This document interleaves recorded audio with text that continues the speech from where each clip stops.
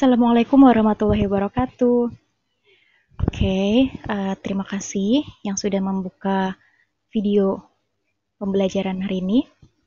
Sebelum kita mulai, mari kita ucapkan Alhamdulillahirrabbilalamin karena pada hari ini kita masih diberi kesehatan sehingga kita dapat menyaksikan video pembelajaran yang saya buat ini. Tak lupa pula, marilah kita berdoa agar pandemi yang sedang melanda dunia ini segera berakhir, agar kita para pelajar TK, SD, SMP, SMA, bahkan di perkuliahan dapat kembali masuk ya ke lembaga pendidikan masing-masing dan bersua kembali dengan para guru dan juga teman-teman. Karena memang kesehatan adalah hal yang paling penting. Jadi untuk menjaga kesehatan kita semua, mari kita taati protokol kesehatan dengan belajar dari rumah. Nah, pada kesempatan kali ini, saya akan menyajikan video materi prakarya kelas 8 semester 1 mengenai kerajinan bahan lunak. Bab ini merupakan salah satu dari 5 bab yang akan kita pelajari pada semester 1 ini. Baik, kita mari mulai. Nah, jadi mungkin sudah sering dengar ya, kerajinan bahan lunak. Nah, kerajinan bahan lunak itu adalah kerajinan yang bahan dasar atau bahan utamanya berasal dari sesuatu yang lunak. Seperti sabun, terus adonan terigu, ada lagi mungkin dari tanah liat, dan kulit yang sudah disamak. Nah, kerajinan bahan lunak ini sebenarnya produknya itu udah sering banget kita jumpai, kayak plastisin. Nah, ini tuh yang sering dipakai mainan oleh anak-anak. Plastisin itu disebut juga dengan lilin mainan yang warna-warni. Nah, lalu juga wayang. Nah, wayang itu berasal dari kulit yang sudah disamak. Terus ada gelas keramik yang berasal dari tanah liat. Terus ada guci dan masih banyak lagi sebenarnya. Oke, pada video bagian pertama ini, jadi video ini saya bagi menjadi 2 ya. Nah, pada video bagian pertama ini yang dibahas adalah kerajinan bahan lunak yang berasal dari alam. Oke.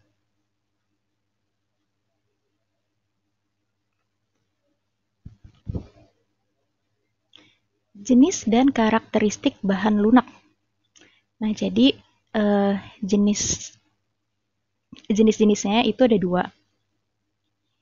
Ya, jenis-jenisnya ada 2. Yang pertama adalah bahan lunak yang berasal dari alam dan yang kedua adalah bahan lunak yang berasal dari buatan atau yang ini tuh dibuat oleh manusia. Sedangkan bahan lunak alam ini sudah tersedia di alam, kita tinggal memanfaatkannya.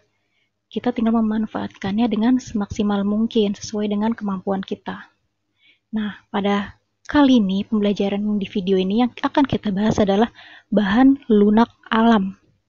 Nah, di sini kita akan membahas 5 bahan lunak alam untuk kerajinan. Nah, yang pertama adalah bahan lunak tanah liat. Oke, mungkin kita udah sering dengar ya tanah liat, dan tanah liat itu warnanya nggak cuma satu, warnanya dia banyak. Ada warna coklat muda, warna coklat tua, terus ada yang warnanya keabu-abuan, bahkan ada yang warna coklatnya tuh agak keputihan ya, agak pudar-pudar nih seperti yang ada di gambar yang sudah saya sajikan. Nah, tanah liat ini dia teksturnya tuh lunak ya, lunak lembek sehingga dia tuh gampang atau mudah untuk dibentuk.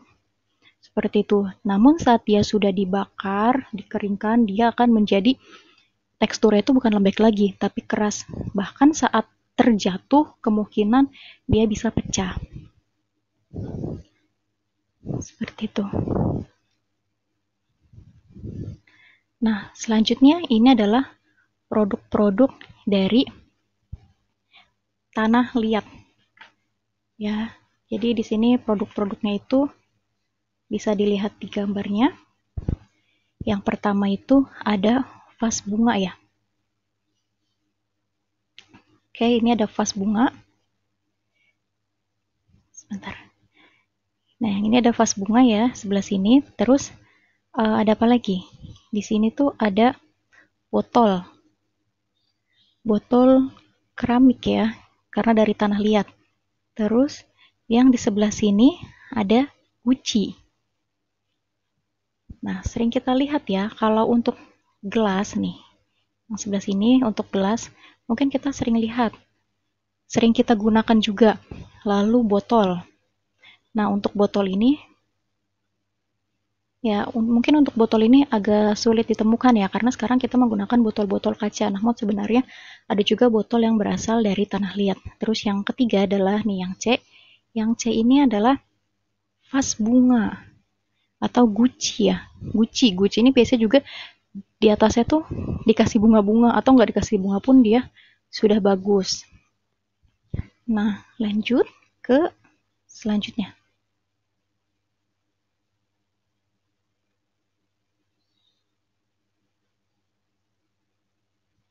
Proses pembuatan kerajinan keramik. Nah, di sini ada 4 ya. Di sini tuh ada 4 sebenarnya, tapi di slide yang ini saya tampilkan dulu 2. Yang pertama adalah nih yang ini namanya teknik pijit. Oke. Maaf ya kalau tulisannya kurang bagus. Oke, yang ini adalah teknik pijit. Nah, lalu yang di sebelahnya itu teknik apa? Ini adalah teknik pilin.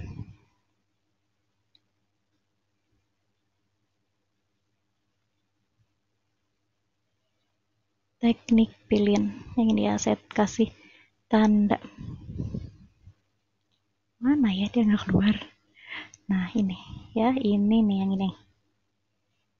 Nah, jadi nih, untuk teknik pijit, kita hanya menggunakan tangan kita ya. Tuh, dengan ditekan-tekan. Ini namanya teknik pijit. Nah, kalau untuk teknik pilin, itu tanah liatnya kita bikin seperti apa ya, kita gulung-gulung hingga menjadi panjang. Setelah itu baru deh kita bentuk, kita sesuaikan apa yang akan kita buat. Seperti itu. Nah, selain 2 teknik ini, ada pula teknik-teknik yang lain dalam pembuatan kerajinan berbahan dasar tanah liat. Nah, selanjutnya adalah proses pembuatan kerajinan tangan. Selanjutnya dari yang tadi ya.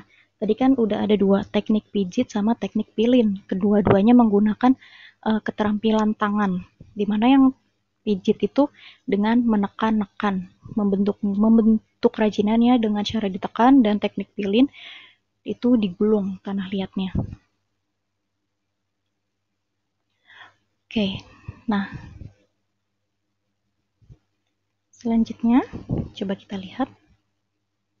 Nah, ini dinamakan dengan teknik lempengan. Ya, yang ini adalah teknik lempeng. Nah, teknik lempeng ini seperti yang terlihat di gambarnya, bahwa teknik lempeng ini adalah teknik lempeng ini jika dilihat dia itu bentuknya di roll ya. Nah, teknik lempeng ini di gepeng-gepengin ya, gepeng-gepengin gitu. Nah, setelah itu nanti dia dibentuk, bisa dibentuk kotak atau lingkaran sesuai dengan kebutuhan. Tapi proses yang pertama adalah digiling dulu hingga dia menjadi tipis. Lalu yang keempat adalah teknik putar. Nah, ini nih yang ada 3 langkah ini namanya teknik putar. Nah, teknik putar ini dia ada alatnya, yaitu kick wheel atau alat putar kaki. Jadi di kaki kita itu ada alatnya, nanti di atasnya itu berputar sehingga dia nanti nih dari awalnya kecil, terus nanti dia agak tinggi, dan lama-lama dia akan lama-lama berbentuk seperti ini nih. Ya, bentuknya dia jadi langsing tinggi gitu, sesuai dengan seperti apa kita membentuknya, seperti apa keinginan kita. Kayak gitu. Nah, ini adalah teknik yang keempat. Diulangi lagi ya, teknik yang pertama tadi adalah teknik pijat, terus yang kedua teknik pilin, yaitu dengan menggulungnya hingga menjadi panjang lalu dililit. Yang ketiga adalah teknik lempengan. Nah, teknik lempeng ini yang digiling. Jadi tanah liatnya digiling menggunakan pin roll atau menggunakan roll, lalu nanti dicetak menjadi lingkaran ataupun kotak. Dan yang keempat adalah teknik putar yang sudah menggunakan alat. Nah, selanjutnya adalah teknik yang kelima. Nah, sebenarnya ini ada dua. Ini sama aja ya. Ini adalah teknik cetak. Nah, kalau ini udah mulai menggunakan cetakan. Nih, di gambar yang pertama. Di gambar yang ini,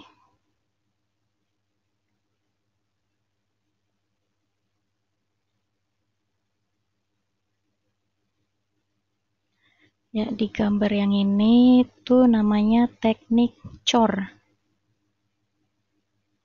Teknik cor ya. Yang ini nih.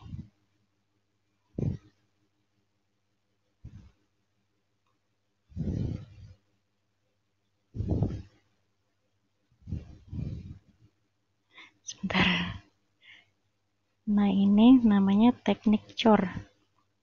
Dan yang di bawahnya adalah teknik tekan.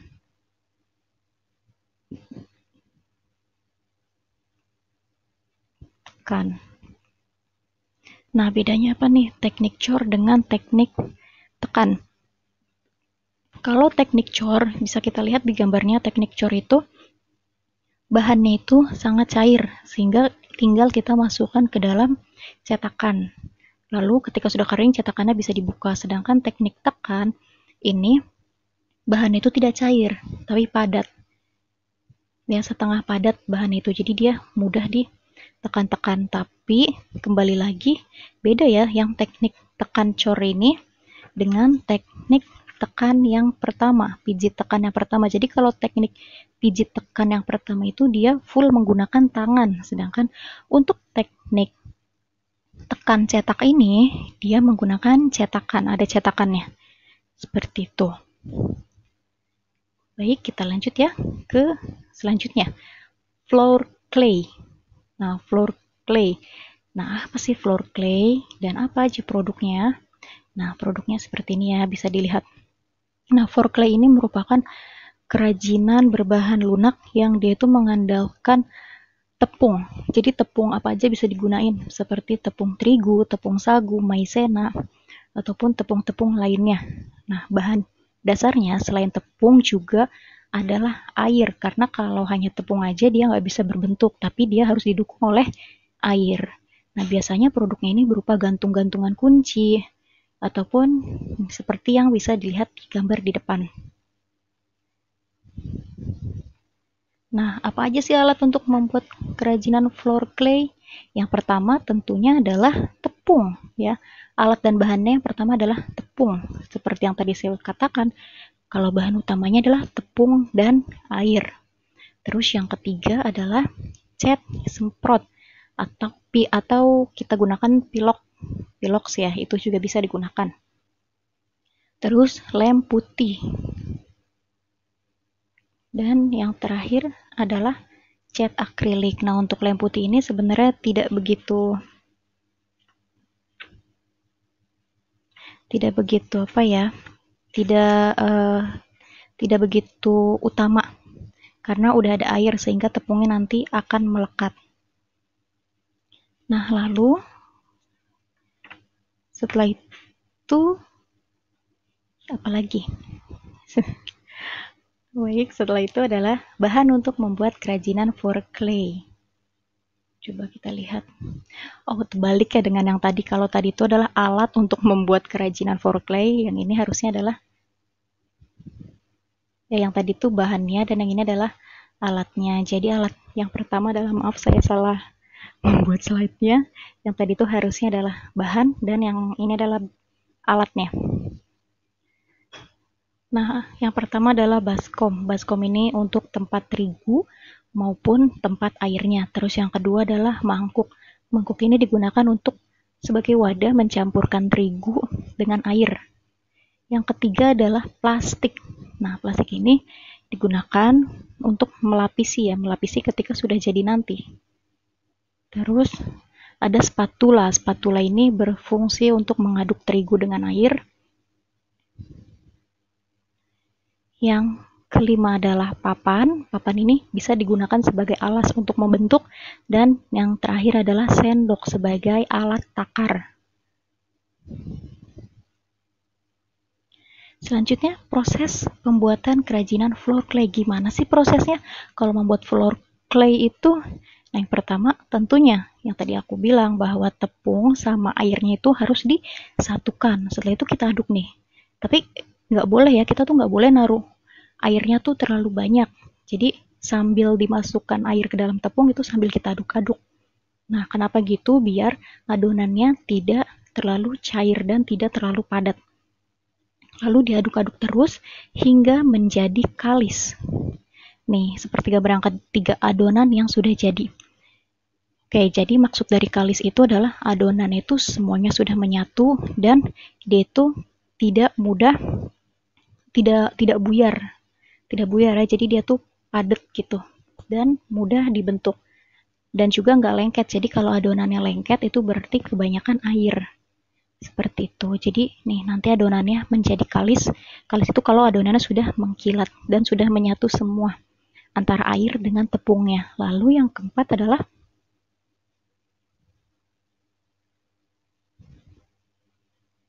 kita lihat, yang keempat adalah tetesi warna makanan dan aduk hingga rata. Nah, tadi kan udah jadi tuh satu adonan. Nah, kita misalkan kita mikir nih, oh iya, misalkan mau buat bentuk SpongeBob. Nah, berarti warna apa aja yang kita perlukan? Warna kuning, warna coklat untuk sepatu, warna hitam untuk celana si SpongeBob. Nah, berarti nanti kita bagi tiga adonannya. Nah, setelah kita bagi tiga, kita beri warna masing-masing sesuai dengan yang kita butuhkan. Kalau SpongeBob berarti nanti adonannya diberi warna kuning, warna hitam, dan warna coklat. Nah, ini gambar yang kelima adalah adonan setelah diwarnai. Nah, ini adalah contoh yang terakhir adalah ini membuat boneka. Nah, seperti ini. Yang sudah jadi. Jadi nanti kalau udah jadi tinggal dijemur. Gitu. Dan juga bisa disemprot dengan semprot clear agar menjadi mengkilat. Oke, selanjutnya yang ketiga adalah bahan dasar kulit. Karena kita tahu kulit itu keras, tapi agar kulitnya nggak keras itu, kulitnya itu harus kita samak. Nah, kulit tersamak itu apa sih? Kulit tersamak itu adalah kulit yang sudah diberi bahan-bahan kimia sehingga dia menjadi lentur. Ya kan, kayak misalkan tas, sepatu kan itu nggak kaku banget, itu kan udah lentur ya. Nah, itu namanya kulit tersamak, kulit yang sudah diberi bahan-bahan kimia sehingga dia lentur dan mudah untuk dibentuk. Terus yang kedua, bahannya adalah pewarna. Nah, alat pembuatan kerajinan kulit. Yang pertama, pahat khusus kulit. Jadi beda pahat untuk kulit dan juga pahat untuk batu-batuan ya. Terus yang kedua, plong atau pembolong kulit. Yang ketiga, mesin jahit. Nah, kita bisa menggunakan mesin jahit biasa. Terus keempat, jarum jahit tentunya. Dan yang terakhir adalah gunting yang berfungsi untuk membentuk si kulit. Nah, ini ya contoh-contohnya. Ada tas, ada sepatu, dan ada wayang kulit. Kita mungkin udah sering denger ya. Ada sepatu dari kulit buaya, tas dari kulit ular. Nah, terus apalagi yang dari kulit, misalkan beduk di masjid. Nah, itu juga menggunakan kulit hewan.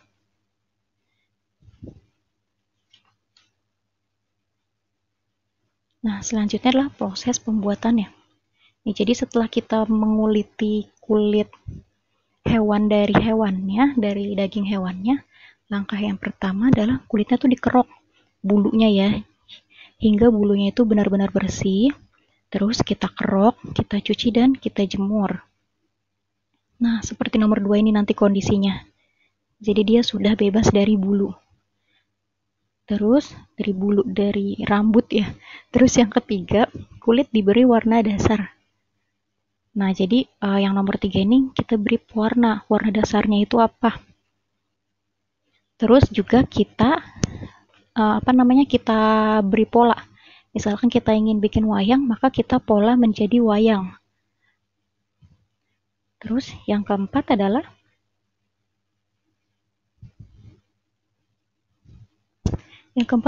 kulit diberi warna sesuai karakter wayang kulit. Tadi kan kita bilang mau bikin wayang kulit, nah maka diberi warna wayang kulit. Jadi di poin ketiga tadi udah kita pola, udah kita gunting, dan di poin keempat ini pemberian warna sesuai dengan wayang yang akan kita buat. Dan yang kelima adalah wayang kulitnya. Baik, yang keempat adalah getah nyatu. Nah, mungkin kita juga baru dengar ya, getah nyatu itu apa sih getah nyatu? Maaf. Getah nyatu. Nah, ini nih, ini namanya pohon nyatu ya. Pohon nyatu. Nah, ini adalah pohon nyatu yang masih kecil.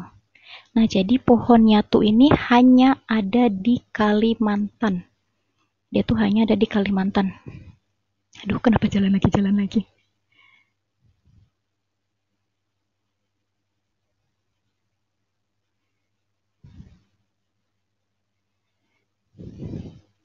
Ya nih, jadi pohon ini tuh adanya di mana tadi?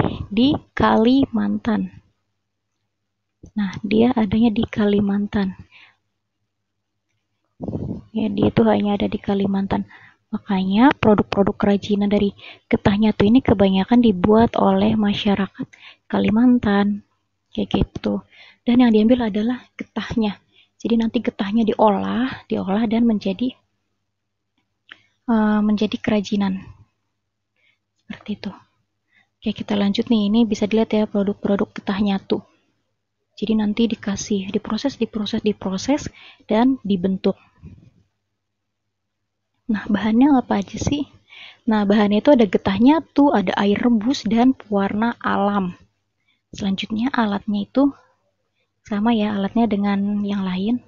Jadi alatnya itu tetap menggunakan gunting, terus menggunakan botol, kuas, sendok, dan juga papan. Kuas ini untuk mewarnai, sendok untuk menakar, dan papan itu sebagai alas. Yang terakhir adalah bubur tisu. Nah, bubur tisu. Ini masuk ke dalam alami ya, bubur tisu itu. Jadi bahan yang digunakan itu sangat mudah. Pertama tisu, yang kedua air, dan yang ketiga pewarna harusnya ya. Jadi ada tisu, air, pewarna, dan juga alat yang digunakan adalah baskom, sendok, dan mangkuk atau wadah. Nah, jadi proses pembuatannya itu nanti tisunya dihancurkan hingga benar-benar hancur, terus diberi air, disatukan dengan air. Setelah disatukan dengan air, nanti kalau dia sudah basah, kita beri lem putih atau lem fox ya biasanya. Kita beri lem putih, kita aduk-aduk, setelah itu baru kita bentuk sesuai dengan keinginan kita. Seperti itu, dan bentuknya pun banyak. Oke, ini adalah yang terakhir ya. Bahan dari alam yang terakhir adalah bubur tisu. Nah, ini yang mungkin kita paling mudah untuk mendapatkannya. Karena sekarang tisu itu kan di mana-mana ya. Jadi kita mudahlah mendapatkan tisu, apalagi bahan-bahannya juga mudah, hanya tisu, air, dan juga lem fox atau lem putih ya. Baik. Nah, alhamdulillah selesai sudah pelajaran kita bagian 1 mengenai kerajinan bahan lunak.